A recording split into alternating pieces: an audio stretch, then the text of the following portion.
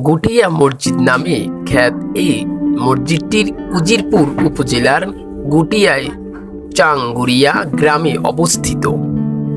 14 acre জমির উপর স্থাপিত এই মসজিদটিতে ব্যবহার করা হয়েছে উন্নত মানের কাচ ফ্রেম, বোস, স্পিকার।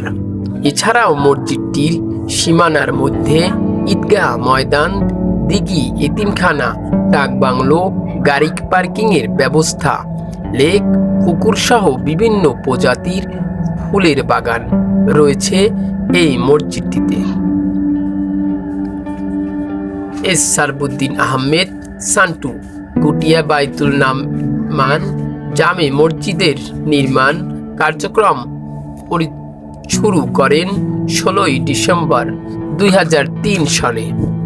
মসজিদটির নির্মাণ কাজ সম্পন্ন হয় 2006 সালে এবং গুটিয়ায় নামে 8 গম্বুজ বিশিষ্ট এই মসজিদটি পরিচিতি লাভ করেন।